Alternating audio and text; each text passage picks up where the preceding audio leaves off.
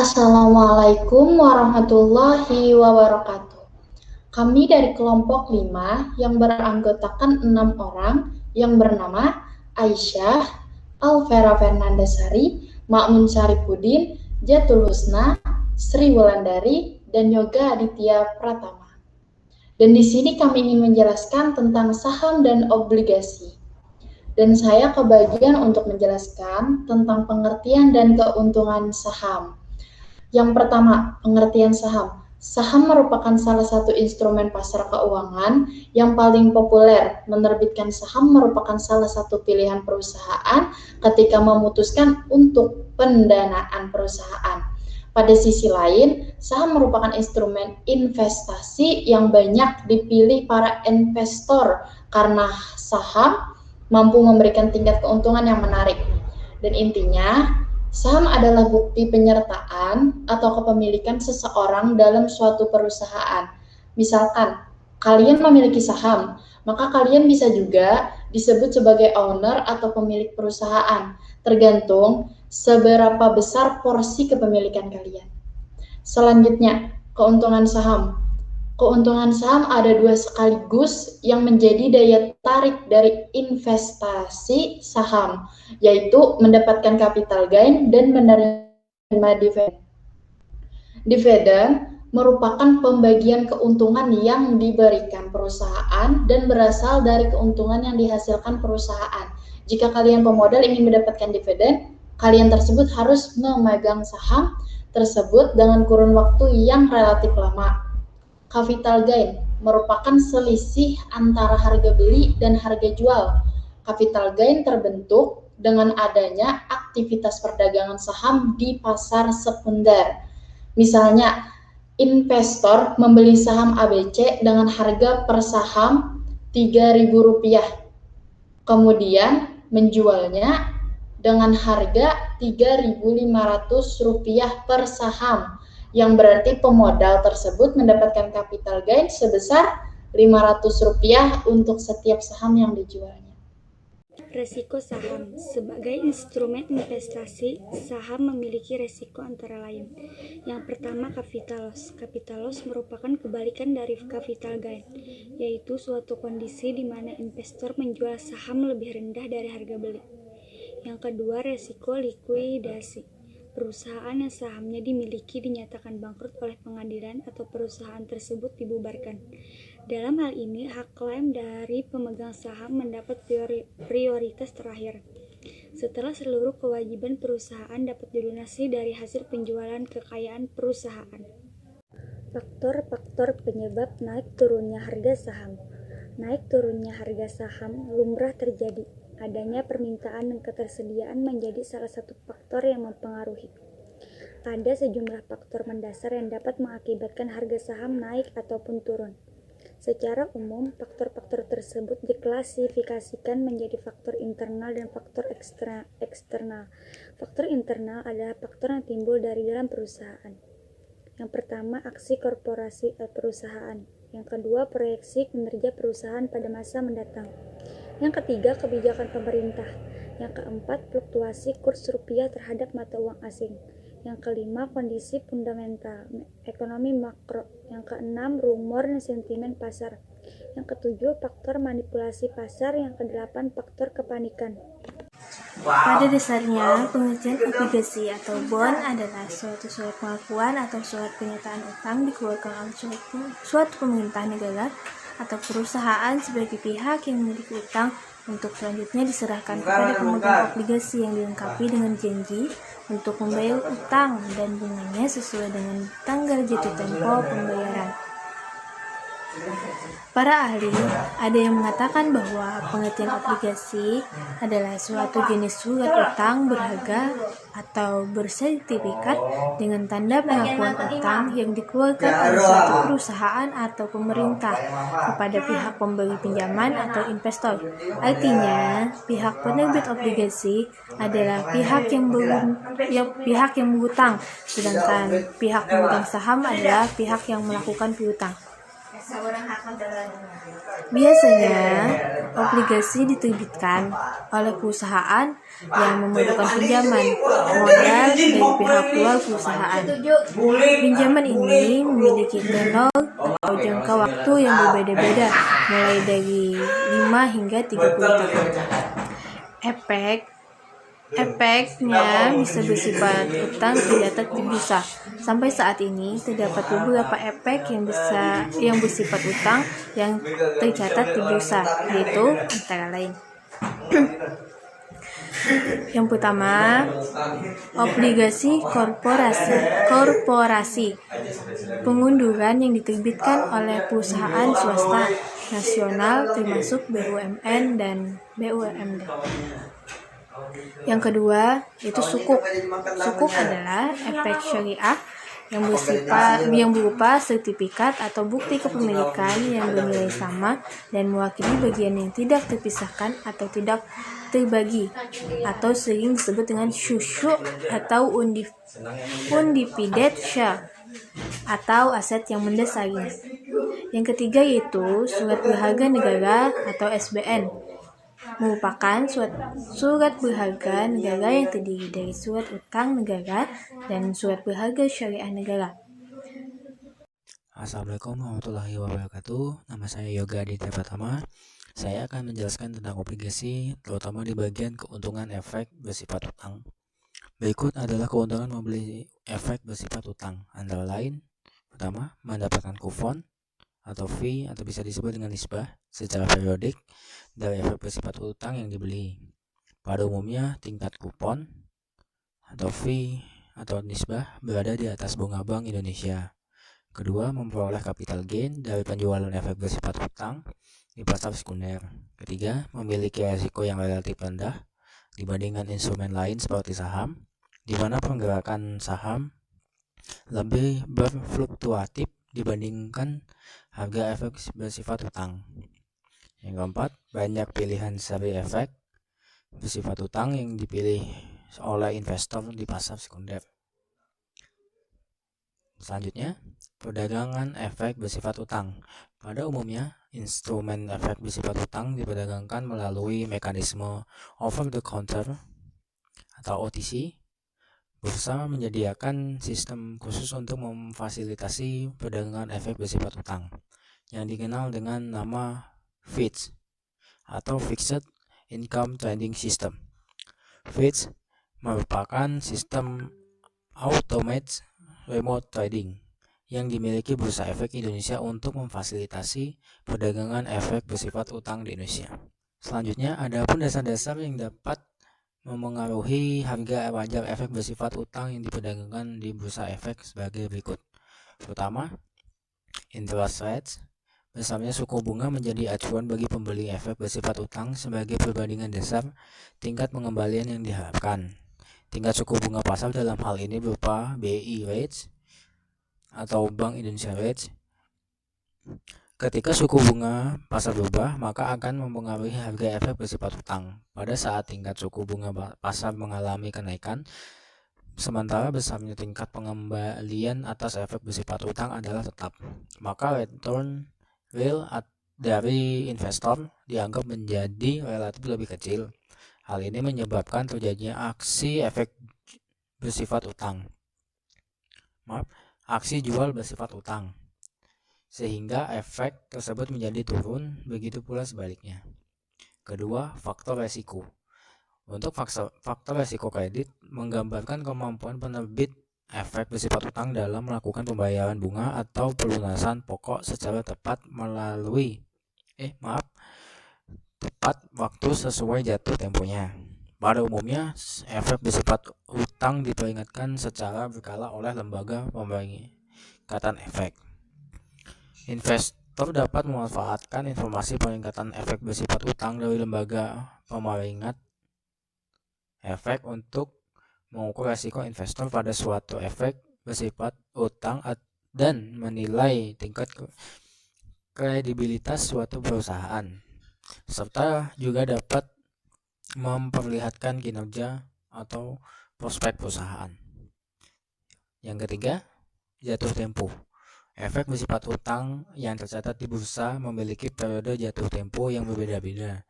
Pada saat jatuh tempo, penerbit memiliki kewajiban untuk mengembalikan seluruh pokok efek bersifat utang pada investor.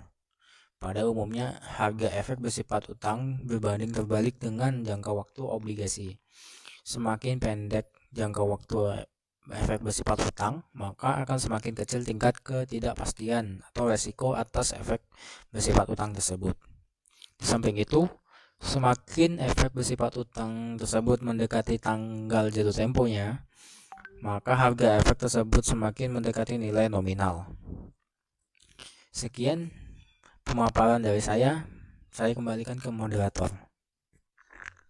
Perkenalkan, saya Alvera Penasari. Di sini saya akan menjelaskan tentang saham Unilever. Saham adalah bukti kepemilikan atas perusahaan, sedangkan obligasi adalah bukti pengakuan utang perusahaan terhadap pemilik modal. Perbedaan saham dan obligasi dapat kita lihat dari penerbitnya. Penerbit dari saham adalah perusahaan korporat, sedangkan obligasi diterbitkan oleh institusi pemerintahan. Ada beberapa faktor yang mempengaruhi harga saham, yaitu pertama, aksi korporasi perusahaan, kedua, proyeksi kinerja perusahaan pada masa mendatang, ketiga, kebijakan pemerintah, keempat, fluktuasi kurs rupiah terhadap mata uang asing, kelima, kondisi fundamental ekonomi makro, keenam, rumor dan sentimen pasar, yang ketujuh, faktor manipulasi pasar, 8, faktor kepanikan. Dalam transaksi saham di Bursa Efek Indonesia atau BEI, investor setidaknya mengenal beberapa bentuk harga, yaitu yang pertama harga pasar, harga pembukaan pra-opening, dan harga penutupan closing price. Harga pasar adalah harga yang dibentuk pasar, yaitu sebuah harga yang pembentuknya melalui sistem lelang secara terus-menerus, sehingga akan bertemu antara harga jual dan harga beli dengan harga yang sama. Pertemuan harga jual dan beli yang sama ini disebut dengan harga pasar dari saham yang terjadi. Adapun proses tawar-menawar itu akan terjadi hingga berakhirnya jam perdagangan. Jadi, transaksi yang terjadi itu akan terus berulang, bisa jadi dalam satu hari bursa akan terjadi puluhan bahkan ratusan kali harga yang disepakati oleh masing-masing investor. Untuk saham yang sama, pendeknya dalam pembentukan harga dengan sistem lelang ini, harga yang terbentuk terus berubah dari waktu ke waktu sesuai dengan permintaan dan penawaran hingga berakhirnya jam perdagangan bursa. Itulah yang disebut dengan penutupan harga saham. Selanjutnya, harga yang terbentuk pada jam berakhirnya disebut sebagai seperti yang saya katakan tadi, harga penutupan. Contohnya, saham Unilever. Misalnya, saham Unilever pada 3 detik sebelum pasar berakhir, harga transaksinya 1.000. Tapi pada pasar ditutup, harga yang ditransaksikannya 1.100. Itu berarti harga penutupan dari saham pada hari itu senilai 1.100. Selanjutnya, harga penutupan itu menjadi dasar perhitungan indeks harga saham Unilever pada hari itu, serta menjadi dasar perhitungan indeks secara keseluruhan. Jadi, baik harga saham maupun perhitungan indeks, harga secara menyeluruh selalu berubah dari waktu ke waktu selama jam perdagangan. Pertanyaannya, apakah pada esok hari saham akan dibuka sama dengan penutupan? Jawabannya jelas belum tentu, karena kita tidak tahu, harus sesuai dengan penawaran yang diberikan investor. Tadi saya akan menjelaskan tentang pra-opening. Pra-opening sederhananya adalah pasar untuk menentukan harga yang paling pantas bagi saham tertentu. setelah penutupan sehari sebelumnya itu.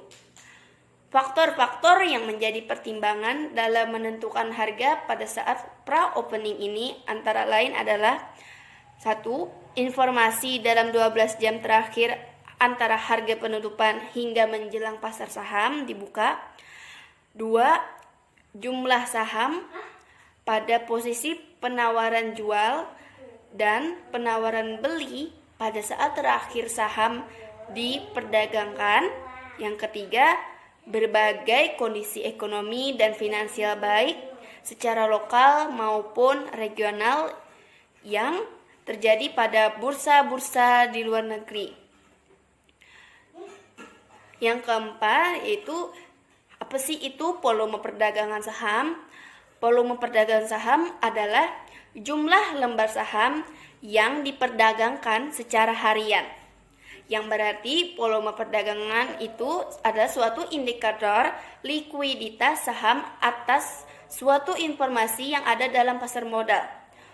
Volume perdagangan adalah bagian diterima dalam analisis teknikal. Lanjut yang paling bawah yaitu kapitalis pasar. Kapitalis pasar dihitung dengan mengalihkan jumlah total outstanding shares atau saham beredar dari sebuah perusahaan dengan pasar saat ini dari satu lembar saham. Istilahnya, kapitalis pasar ini digunakan oleh para investor untuk menentukan ukuran sebuah perusahaan.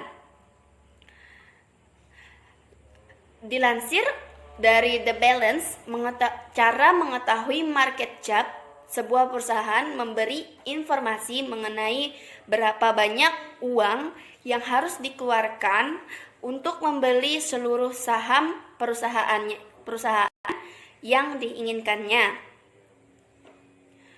Secara sistematis, ada rumus perhitungan market cap, yaitu market cap sama dengan harga pasar dikali dengan harga saham per lembar. Contohnya, jika suatu perusahaan memiliki saham beredar 150 juta dan harganya 1.600 per lembar, kapitalis pasarnya adalah 150 juta dikali dengan 1.600, yaitu sama dengan 240 juta miliar. Nah, sekarang kita bisa lihat di sini ada tabel Unilever, harga saham dari 2016, 2017, dan seperti yang saya jelaskan tadi tentang saham dan obligasi, di sini ada harga saham dan obligasi PT Unilever Indonesia. Ada dari tertinggi, terendah, penutupan, volume perdagangan, dan kapitalis pasar. Bisa dilihat ada dari kuartil 1, kuartil 2, kuartil 3, dan kuartil 4. Berdasarkan data di atas, daftar harga saham dari tahun 2016 sampai 2018, tingkat saham PT Unilever Indonesia mengalami kenaikan dan penurunan dari tahun ke tahunnya. Bisa dilihat dalam kuartil 1 sampai 4 mengalami harga saham yang terendah dan tertinggi. Unilever sama sekali tidak memiliki utang-utang yang berpotensi menggerogoti laba bersih mereka atau mengganggu stabilitas neraca perusahaan di masa mendatang, seperti pinjaman bank, obligasi, subdebt, atau semacamnya. Jadi, Unilever tidak ada ikhtisar obligasinya. Sekian dari saya. Assalamualaikum warahmatullahi wabarakatuh. Baik, di sini saya Ma'mun Syarifuddin ingin menjelaskan daftar harga saham dan obligasi BRI pada perusahaan BRI Agroinformasi. Baik, di sini sudah terdapat tabelnya, yaitu ikhtisar saham dan tabel ikhtisar obligasi. Baik, saya jelaskan. Ini tabelnya untuk 3 tahun terakhir ya, yaitu dari tahun 2017, 2018, dan 2019. Tahun pertama, tahun kedua, dan tahun ketiga. Oke, untuk tahun pertama, pada data 2017 itu terdapat triwulan 1, data triwulan 1 hingga triwulan 4. Oke, untuk data triwulan 1 pada tahun 2017 atau tahun pertama itu terdapat harga saham masuk dengan total 361.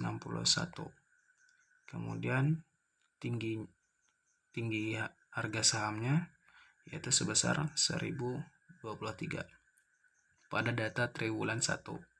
Kemudian rendah harga saham pada data triwulan 1 pada tahun 2017 itu sebesar 355. Kemudian untuk keluarnya harga saham pada data triwulan 1 pada tahun 2017 itu sebesar 767. Kemudian untuk jumlah saham beredar pada tahun 2017 pada data triwulan 1 itu sebesar 13.384 rupiah.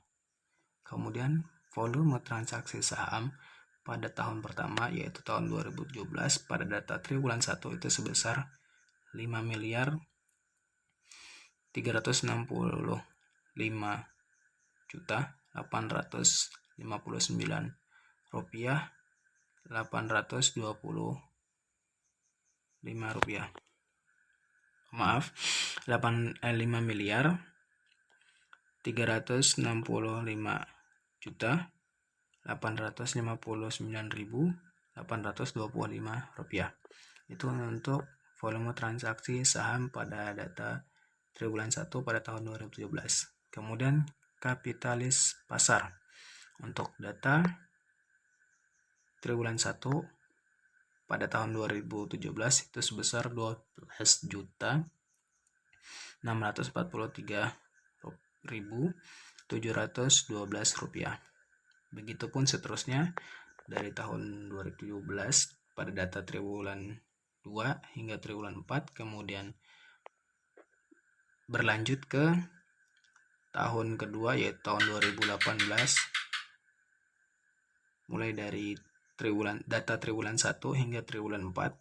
Kemudian tahun ketiga yaitu tahun 2019 mulai dari data triwulan 1 hingga triwulan 4. Itu untuk ikhtisar sahamnya. Kemudian untuk ikhtisar obligasi pada perusahaan BRI Informasi, di sini terdapat tabelnya, yaitu terdapat nama efek, kemudian nama bursanya, tanggal terbit, tenor, mata uang, nilai, kemudian tanggal jatuh tempo, tingkat suku bunga, peringkat efek, itu di tahun 2019 dan tahun 2018. Kemudian wali amanat. Oke, untuk nama efek yang pertama yaitu ada obligasi 1 seri A dan obligasi 1 seri B. Untuk nama bursanya itu sama. Untuk seri A, obligasi 1 seri A yaitu efek Bursa Indonesia, nama bursanya. Kemudian untuk obligasi 1 seri B itu nama bursanya yaitu Bursa Efek Indonesia. Kemudian tanggal terbitnya untuk seri A dan seri B itu sama, yaitu 7 Juli 2017. Kemudian seri B 7 Juli 2017. Untuk tenornya ini berbeda. Untuk di seri A yaitu 3 tahun dan di seri B itu 5 tahun. Kemudian untuk mata uangnya itu sama, di seri A itu rupiah dan di seri B itu rupiah. Untuk nilainya itu berbeda. Untuk obligasi 1 seri A itu sebesar 261.000 rupiah. Kemudian untuk obligasi 1 seri B itu sebesar 239.000 rupiah. Kemudian tanggal jatuh temponya untuk obligasi 1 seri A itu 6 Juli 2020 dan obligasi 1 seri B itu 6 Juli 2022. Untuk tingkat suku bunganya untuk di seri, maksudnya untuk di obligasi 1 seri A itu sebesar 8,25% dan obligasi 1 seri B itu sebesar 8,50% untuk tingkat suku bunganya.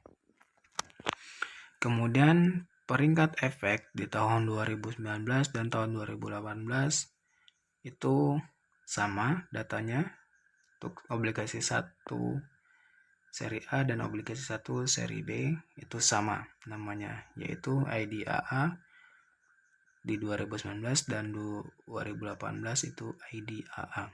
Untuk wali amanat pada obligasi 1 seri A dan obligasi 1 seri B itu sama wali amanatnya, yaitu PT Bank Negara Indonesia atau Persero Tbk. Ya, itu yang dapat saya sampaikan mengenai daftar harga saham dan obligasi pada perusahaan BRI Agroinformasi. Sekian dari saya, terima kasih. Wassalamualaikum warahmatullahi wabarakatuh.